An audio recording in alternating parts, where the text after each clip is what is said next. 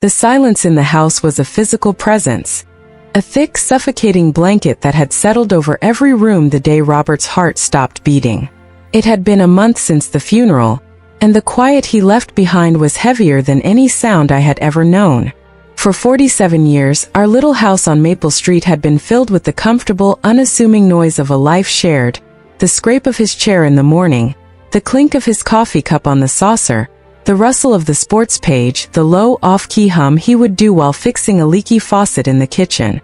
Now the only sound was the frantic, unreliable beating of my own heart, a lonely drum in a vast, empty hall, and the ticking of the grandfather clock in the foyer, each swing of its pendulum a cruel reminder of the time that was still passing, even though my world had stopped. My name is Elena, and I am 75 years old. I am a widow. And as I was beginning to learn with a cold, creeping horror, I was a fool. My husband, Robert, had been a plumber. A good one. He was a man of simple habits and profound integrity, his hands calloused and permanently etched with the story of a lifetime of hard work, his smile the truest, most reliable thing I had ever known. He was a man who believed in providing, in protecting. He handled the finances, the mysterious world of investments and accounts, the big decisions. "You just worry about making this house a home, my Ellie," he would say, his voice a warm, reassuring rumble. "Leave the rest to me." And I did. I trusted him with the blind, absolute faith of a woman who has known nothing but a man's unwavering love. He was my rock, my compass, my entire world. And then one Tuesday morning he was gone. A massive, sudden heart attack, the doctor later explained with a detached, clinical sympathy. One moment he was passing me the strawberry jam, his eyes crinkling in that familiar way. The next he was slumped in his chair, his coffee cup shattered on the floral linoleum, a dark, spreading stain. My only son, Mark, and his wife, Chloe, had been a constant presence since that terrible day. Or so it had seemed. Mark, my sweet, gentle boy, the child I had poured all my love into, seemed lost in his own fog of grief, his eyes always slightly distant, his hugs feeling hollow and distracted. Chloe, however, was a whirlwind of sharp, devastating efficiency. She arranged the funeral with the detached precision of a corporate event planner, selecting the most expensive casket and the most tasteful flower arrangements. She handled the caterers and spoke to the endless stream of grieving visitors with a practiced, somber grace that was almost convincing. In the maelstrom of my own sorrow, I was grateful, too submerged in the icy waters of loss to manage the grim, bureaucratic logistics of death. Chloe, with her sharp, angular haircut, her sharply tailored suits, and her even sharper ambition, had always been a bit of a puzzle to me. She was a woman who seemed to be perpetually climbing, though the destination of her ascent was never quite clear. Mark adored her, completely and utterly captivated by her drive and sophistication. For that reason alone, I had always tried to love her. But our connection was like trying to hold water in my cupped hands. It always slipped through my fingers, leaving me with nothing but a damp, empty feeling. The warmth I offered was met with a cool, polished surface that reflected nothing back. "Mom, we need to talk," Mark said one afternoon about a month after the funeral. He was sitting at my kitchen table, the same table where Robert had taken his last breath, and the ghost of that memory made the air feel thin and hard to breathe. Chloe stood behind him, her perfectly manicured hand resting on his shoulder in a gesture that looked supportive to the casual observer. But to me, it felt proprietary, like a handler with a prized but unpredictable animal. "Of course, sweetheart," I said, my voice still hoarse from a month of unshed tears and sleepless nights. "It's about the estate," Chloe said, taking over the conversation as she so often did, her voice a smooth, carefully modulated instrument of persuasion. "It's all very overwhelming for you right now, I know. The bills, the property taxes, the upkeep on this old house. It's a lot for one person to handle." She let the words hang in the air. A picture of me as a frail, incompetent old woman. "We've been talking, Mark and I, and we think we have a solution that will make things easier for you." I looked at Mark, searching for my son in the face of this stranger, but he wouldn't meet my eyes. He was staring intently at a small, insignificant crack in the linoleum floor, the The same crack Robert had been meaning to fix for years. "We found a wonderful senior apartment for you," Chloe continued, her voice dripping with a syrupy, artificial sweetness that set my teeth on edge. "It's called Golden Meadows. It's cozy, completely secure, and all your meals are prepared for you. You won't have to worry about a single thing ever again." I felt a cold, hard knot form in the pit of my stomach. My apartment? But this is my home. Robert and we built this home. "It's too much for you now, Mom," Mark mumbled, his words directed at the floor. "It's what Dad would have wanted, for you to be safe and cared for." The words felt rehearsed, fed to him by the woman whose hand was still gripping his shoulder. "And," Chloe added, her voice bright and practical, "it would free up the equity in the house. It's a seller's market right now, Elena. We could sell it and use the money to create a nice little nest egg for you. Make sure your expenses are covered for the rest of your life." She produced a thick stack of papers and a sleek, expensive-looking pen, laying them on the table with a flourish. "Our lawyer drew these up this morning. It's just some standard estate planning documents. It puts the house in Mark's name so he can handle the sale without bothering you with all the details. And it gives him power of attorney to manage your finances. It's all to protect you, you see." I looked down at the documents. The words swam before my eyes, a meaningless, intimidating jumble of legalese. My grief was a thick fog, a dense, disorienting miasma that clouded my judgment and made it impossible to think clearly. My capacity for suspicion, for self-preservation, had been eroded by sorrow. I looked at my son, my only child, the boy I had raised to be a good and honorable man. His face was pale, his expression utterly miserable, but he finally looked up and gave me a small, pleading nod. He was trying to take care of me just like his father always had. That's what I told myself. My hand trembled as I took the pen. I trusted my son. And so, in the heart of the home that Robert and I had built with our own two hands, surrounded by the ghosts of 1,000 happy memories, I signed away my entire life. The transformation was brutally, breathtakingly swift. 2 weeks later, a garish for sale sign was hammered into my front lawn, a stark violation of the landscape of my life. The house, Chloe informed me with a triumphant gleam in her eye, sold in a single day. A cash offer from a developer, well above asking price. Mark and Chloe were ecstatic. The money was in their account, a sudden life-altering windfall. The Golden Meadows senior apartment, it turned out, was not the cozy haven Chloe had so vividly described. It was a single grim room in a sprawling state-run facility on the grim industrial outskirts of town. The air in the hallways was thick with the cloying chemical scent of disinfectant and the palpable, suffocating odor of despair. My window, small and streaked with grime, looked out onto a solid brick wall. The walls were paper-thin, and I could hear my neighbors' mournful, hacking sobs at all hours of the day and night. This was not a meadow. This was a prison. "It's just until we get everything settled, Mom," Mark said on the day they moved me in, his eyes darting around the depressing, box-like room, unable to look at me directly. "The money from the sale, it needs to be invested properly to generate income. This is the most fiscally responsible option for now." Chloe, however, made no such pretenses. She ran a disdainful finger over a dusty windowsill and examined the result with a grimace. "The monthly fees here are quite reasonable," she said, her voice crisp and businesslike. "This should be perfectly adequate for your needs, Elena." She had already used the bulk of the money from the sale of my home to sign a 10-year lease on a prime retail space in the city's most exclusive shopping district. Her long-held dream, a high-end fashion boutique she was calling Chloe Chic, was finally coming true. Mark, she had informed me with a proud smile, had also just gotten a major promotion at the architectural firm where he worked. Their new office was in the prestigious Blackwood Tower downtown. Their future, funded by my past, was looking blindingly bright. They left me there, in that soulless gray room, with 3 cardboard boxes of my most precious belongings and a hollow space in my chest so vast and so cold it threatened to swallow me whole. The first few weeks were a blur of profound, soul-crushing misery. I felt like a ghost, haunting the edges of my own life, an irrelevant footnote in a story that had moved on without me. I was alone, truly, utterly alone, for the first time in my 75 years.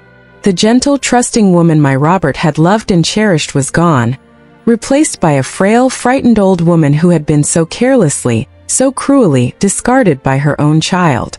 One rainy afternoon, unable to bear the suffocating confinement of the four walls of my room any longer, I decided to sort through the last few boxes of Robert's things that I had brought with me. It was a painful archaeological dig through the layers of our life together. The boxes were mostly filled with his old work journals, dozens of them, filled with measurements, diagrams, and notes from his decades as a plumber. I ran my fingers over his familiar looping handwriting, the scent of old paper and the faint, lingering smell of pipe tobacco bringing a fresh, agonizing wave of tears to my eyes. It was then that I saw it. Tucked into a hidden pocket in the back of his oldest, most worn leather journal, the one he'd carried since he was an apprentice, was a sealed manila envelope. My name, written in his steady, unmistakable hand, was on the front. For my Ellie. My heart, which I thought had become a dead, heavy thing in my chest, began to pound, a frantic, hopeful rhythm against my ribs. With trembling fingers I broke the seal. Inside there was a long handwritten letter and a thick, intimidating stack of legal documents. I unfolded the letter first, my breath catching in my throat. My dearest Ellie, it began, the words a beloved ghost. If you are reading this, it means I'm gone, and my darling, I am so sorry to have left you. I am also sorry for the secrets I have kept from you. I know you thought of me as a simple plumber, and in my heart I always was. But many years ago, an old friend from the army, Charlie Davies, and I went into business together. He was the lawyer, the face of the operation, and I was the silent partner, the money and the eye for solid construction. I used our savings, every spare penny we ever had, to invest. And Ellie, our investments did very well. I kept it a secret because I never wanted that kind of money to change us, to change the simple good life we had. And I never wanted it to change how our son saw us. I saw a greed in Chloe from the very beginning, a hunger for status that worried me, and I feared what our wealth might do to Mark. I needed to know he would love us for who we were, not for what we had. My hands were shaking so hard I could barely hold the paper. The world outside my small, grimy window seemed to fade away. I continued to read, my eyes devouring his words. I have a feeling, my love, that once I'm gone, Chloe will show her true colors. I fear she will try to take everything from you, using Mark's love for her and his weakness as her tools. That is why I have done this. I have set up a trust, the R&E Legacy Trust, in your name. You are the sole beneficiary. Everything I built, everything we truly own is in that trust. Our real estate holdings are extensive. I want you to take this letter and all these documents to Charlie Davies. His number is in my old address book. He is my lawyer, my partner, and my friend. He knows everything. He will help you. And Ellie, one more thing. I know our boy. He has a good heart, but he is weak and Chloe is strong. Forgive him if you can, but do not let them break you. You are the strongest, most resilient woman I have ever known. Now you must be that woman for yourself. All my love for all of time. Your Robert. I set the letter down, my mind reeling, a kaleidoscope of shock, grief, and a dawning, electrifying sense of disbelief. I looked at the documents, deeds, stock certificates, trust agreements. My eyes scanned the pages, my brain struggling to comprehend the information contained within. Robert hadn't just been a partner in a small real estate firm. He was a silent, strategic mogul. He owned apartment buildings in upscale neighborhoods, commercial properties in the burgeoning tech district, vast plots of undeveloped land all over the state. And then I saw it. 2 addresses, printed in the cold, clear language of a legal deed, that made the air leave my lungs in a sudden, sharp gasp. He owned the brand new retail development on Kensington Avenue, which included the prime corner spot leased to a Chloe Chic LLC. And he owned the Blackwood Tower, the most prestigious office building downtown, where Mark's architectural firm, a mid-level tenant, occupied the entire 14th floor. Robert hadn't just left me a fortune. He had left me a perfectly laid, exquisitely timed trap. He had left me a weapon. In that small, gray, hopeless room, something inside me shifted. The thick fog of grief and despair began to recede, burned away by a cold, clear, crystalline purpose. The frail, frightened old woman who had wept for weeks was gone. In her place was Robert's wife, and she had a promise to keep. The next morning, I found Charlie Davies's number in Robert's old, worn address book. He was an old-school lawyer, a man of quiet competence and unshakable loyalty, just like Robert had been. He remembered me instantly when I called. "Elena," he said, his voice warm with a genuine, heartfelt sympathy. "I was so sorry to hear about Robert. He was one of the finest men I've ever known. How are you holding up?" "I'm holding up better than you might think," I said, my own voice surprising me with its newfound strength, a strength I didn't know I possessed. "Mr. Davies, I need to see you. I have an envelope from Robert." There was a brief pause on the other end of the line. "I've been waiting for this call," he said softly. "Come whenever you're ready, Elena. I'll clear my schedule." In his quiet, mahogany-paneled office, a world away from the bleakness of Golden Meadows, we laid out the documents on his massive desk. He confirmed everything, his kind eyes filled with a mixture of sadness for his friend and a fierce protective loyalty to me. The trust was ironclad, unassailable. I was, on paper, one of the wealthiest women in the state. I was also, technically, my son's employer's landlord and my daughter-in-law's one and only landlord. "What do you want to do, Elena?" Mr. Davies asked gently, his hands folded on his desk. "We can file for an immediate injunction. We can sue them for elder fraud and have the sale of your house overturned within a month. We can have their assets frozen." I thought for a long, quiet moment, the image of Chloe's triumphant smile at the thought of her boutique and Mark's downcast, guilty eyes flashing in my mind. A quick, clean victory felt insufficient. It would be a punishment, but it wouldn't be a lesson. "No," I said slowly, the plan forming in my mind with a cold, perfect clarity. "Not yet. I want to wait." "Wait for what?" he asked, a flicker of surprise in his eyes. "I want to wait until the boutique is open," I said, my voice steady, my resolve hardening into steel. "I want Chloe to spend every last penny from the sale of my house on Italian marble floors, on custom lighting, on racks of clothes I couldn't afford in 1,000 lifetimes. I want her to throw a grand opening party and feel like she has finally truly arrived. I want them both to be standing at the very top of the mountain they built on my back." And then, I looked Mr. Davies straight in the eye, my voice dropping to a near whisper. "I want you to help me cause an avalanche." The next 6 months were a masterclass in patience and deception. I stayed in the grim senior apartment, playing the part of the forgotten, pitiable mother. It was a difficult role, but Robert's letter had become my secret scripture, a source of hidden strength. I learned to endure the bland food, the thin walls, the pervasive sadness of the place. I made a reluctant friend, a cynical, sharp-witted woman named Agnes who had been abandoned by her own family and saw the world with no illusions. She became my confidant, the only one who knew I was more than I seemed, though even she didn't know the full extent of my secret. Mark and Chloe visited exactly once during that time, a brief, perfunctory visit to assure themselves that I was contained, docile, and would cause no trouble. They sat awkwardly on the edge of my narrow bed, their expensive clothes looking absurdly out of place in the shabby room. They spoke of their glittering new life, the success of Mark's firm, the imminent grand opening of Chloe Chic. They brought me a cheap, wilting poinsettia as a late Christmas gift. I thanked them, placed it on my windowsill, watered it dutifully, and waited. But I was not idle. With Mr. Davies as my guide and mentor, I began the secret, exhilarating process of learning about the empire Robert had built. It was like going back to school at 75. I toured the properties incognito, a little old lady in a headscarf, observing the flow of tenants, the state of the buildings. I met with property managers and financial advisors, initially introduced as Mr. Davies's special consultant. I discovered a sharp, Intuitive mind for business I never knew I had. Robert had left me not just wealth, but a new purpose.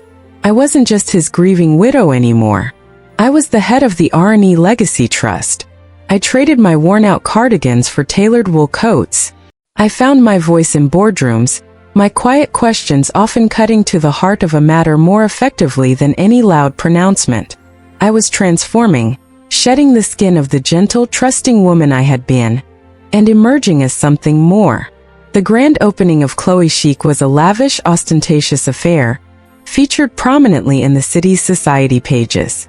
I saw the pictures online, Agnes peering over my shoulder at my small laptop screen.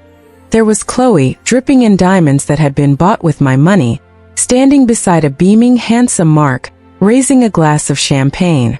They had spent a fortune. Every last penny from the sale of my home had been poured into those marble floors, those crystal chandeliers, those racks of ridiculously expensive clothing. They were at the summit, basking in the glow of their success, completely unaware of the unstable ground beneath their feet. The following Monday morning, I sat with Mr. Davies in his office. It was time. He made the call and sent the first letter. It was addressed to Ms. Chloe Peters, proprietor of Chloe Chic LLC. It was a formal, brutally impersonal notice from the building's ownership group, a corporation with a name she would not recognize. It informed her that, due to a previously unexercised redevelopment and revitalization clause in her lease agreement, her tenancy was being terminated, effective in 30 days.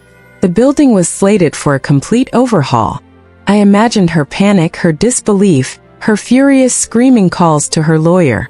Her lawyer, of course, would have informed her that the clause was legal, ironclad, and had likely been overlooked in her and Chloe's haste to sign the lease and begin her glorious new life. 1 week later, the second letter was sent. This one was addressed to the CEO of Mark's architectural firm, a man I had met during my secret education and found to be decent but pragmatic. The letter informed him that the Blackwood Tower had been sold to a new private investment trust, and that, as part of their aggressive portfolio restructuring, all existing mid-level leases would be terminated at the end of their current terms to make way for a single, high-paying anchor tenant. Mark's company, a respectable but ultimately replaceable tenant, would have their lease terminated in 60 days. They would have to relocate, an expensive, disruptive process, or dissolve. The 1-2 punch was, I knew, devastating. Their entire future, the glamorous boutique and the prestigious job that funded their lifestyle, was wiped out in the space of 8 days. Their beautiful, glittering castle, built on the foundation of my stolen life, had crumbled into sand. It was another 2 weeks before they came to me. I knew they would. They had exhausted every other option. They had pleaded with their anonymous landlords. They had threatened lawsuits. They had discovered every door was firmly, legally closed to them. They had nowhere else to go. I heard the timid knock on the door of my small gray room late on a Tuesday night. I opened it to find them standing there, utterly stripped of all their polish and arrogance. Mark's face was ashen. His shoulders slumped in a posture of complete and utter defeat. Chloe's perfect makeup was smudged with tears, her expensive designer dress looking wrinkled and absurdly out of place in the grim, fluorescent-lit hallway. "Mom," Mark whispered, his voice cracking, the sound of a broken man. We need help." I stepped aside and let them in, gesturing to the 2 hardback chairs that passed for my living room furniture.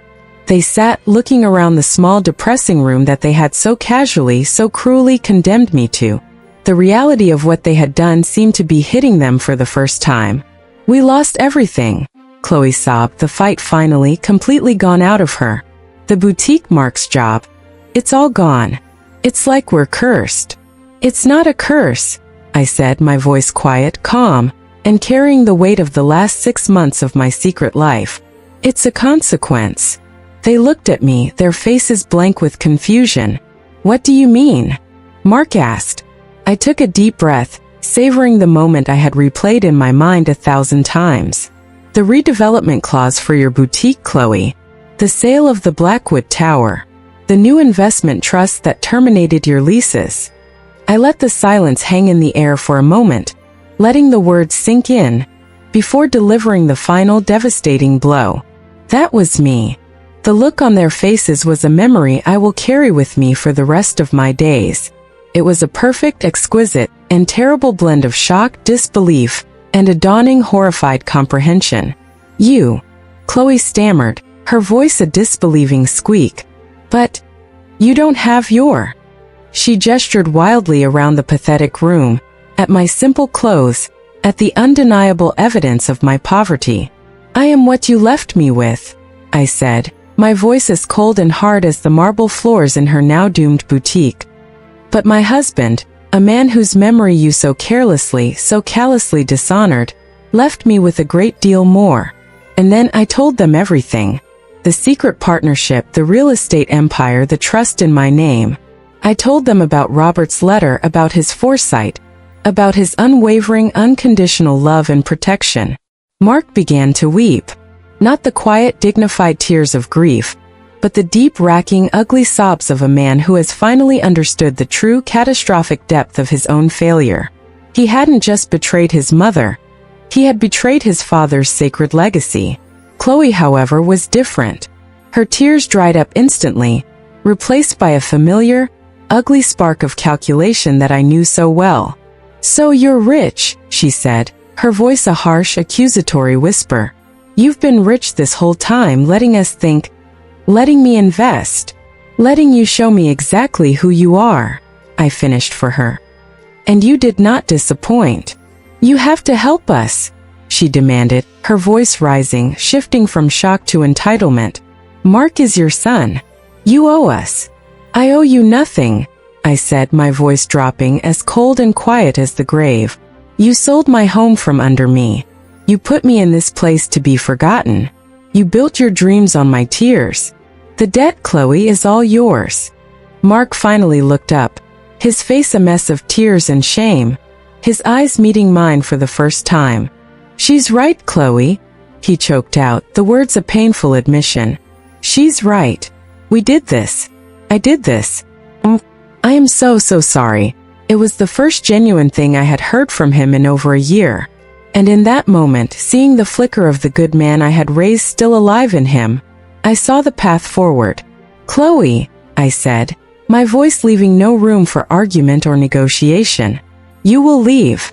You will take what you have left of my money and you will build your own life, without my son and without any more of my resources." Her materialism was a cancer, a sickness, and Mark would never truly heal with her in his life. She opened her mouth to argue, to scream, to manipulate, but she saw the look in my eye, the unyielding resolve of a woman who had nothing left to lose and everything to protect, and for the first time she was silent. She stood, and with one last hateful, venomous glare in my direction, she walked out of my room and out of our lives forever. I turned to my son, my broken, weak, but still beloved son, who was still weeping in the hardback chair. "As for you," I said, my voice softening just a fraction, the mother in me warring with the woman he had wronged, "your father believed in the value of hard, honest work. It's time you learned what that really means." The story didn't end there, in that small gray room. It began again. I didn't give Mark money. I didn't restore him to his former life. I gave him a job as a maintenance man and apprentice plumber in one of my less glamorous apartment buildings on the east side, the kind of place his father used to service, the kind of place filled with hard-working people who understood the value of a dollar. He started at the bottom, fixing toilets, patching drywall, snaking drains, learning the honest, tangible work his father had done. It was a long, hard, humbling road. But slowly, day by day, he began to rebuild himself, not with money or status, but with dignity. He started to look me in the eye again, not with shame, but with a quiet, growing respect. I moved out of the Golden Meadows facility and into a beautiful penthouse apartment overlooking the city, one of Robert's many properties. I took over the chairmanship of the R&E Legacy Trust, and with Mr. Davies by my side, I grew Robert's legacy, establishing a powerful charitable foundation in his name, the Robert Peters Foundation for Elder Justice, to provide legal aid and housing for the elderly who have been wronged or forgotten by their families. Mark and I have Sunday dinner together now in my home. Our relationship is not what it was. The blind, innocent trust of a mother for her child is gone, replaced by something more cautious, more real, more earned. He is a quieter man now, humbled and more thoughtful. He is learning the difference between what you want and what you've earned. He is slowly, painstakingly, becoming the man his father always hoped he would be. Sometimes I have learned the best revenge isn't about destruction at all. It's about reconstruction. My son and his wife tried to erase my past and steal my future. But my husband's last letter didn't just give me back what was rightfully mine. It gave my son a second painful chance to find his soul. And that, I think, is a legacy Robert would be truly proud of.